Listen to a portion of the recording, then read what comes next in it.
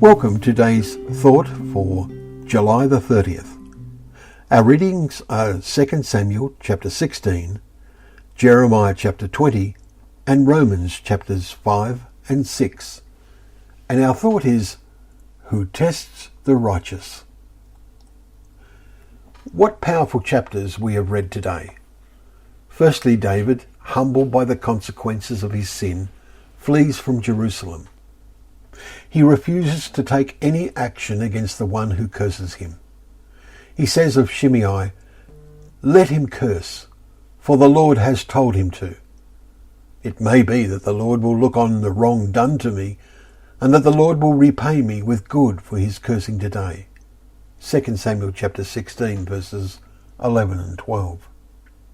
Then we read Jeremiah. The prophet is not suffering because of sin, but because of the reactions to the messages of condemnation from the Lord he brought to the ungodly leaders of an ungodly nation. At first he laments, "I have become a laughingstock all the day. Everyone mocks me." Chapter 20 and verse 7. He tries not to preach God's message of warning and denunciation anymore, but then says, "I am weary with holding it in. I cannot." Verse 9. Then he appeals to God, "O Lord of hosts, who tests the righteous, who sees the heart and mind, let me see your vengeance upon them, for to you I have committed my cause." What a severe test he was undergoing. We recall the point Paul makes in writing to the Corinthians, God is faithful, and he will not let you be tempted or tested beyond your ability.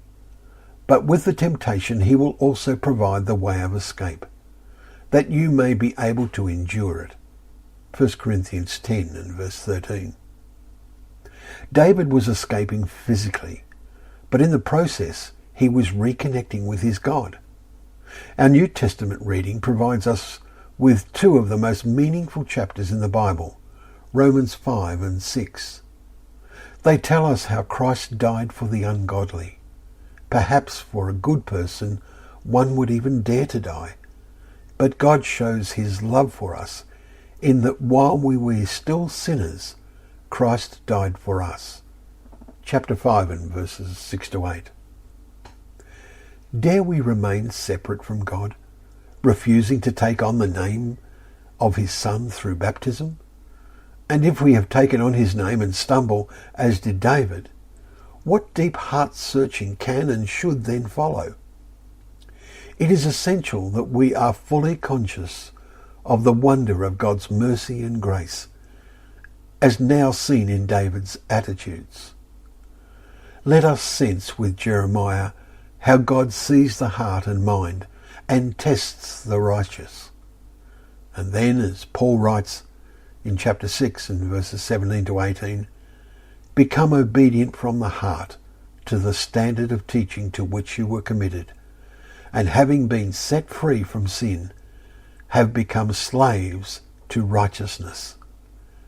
Never were human slaves rewarded as God's slaves will be. Thank you for joining us for Thought for the Day again. And of course that last thought brings us to the kingdom, doesn't it, to come. We pray that we shall all rejoice together there. God bless.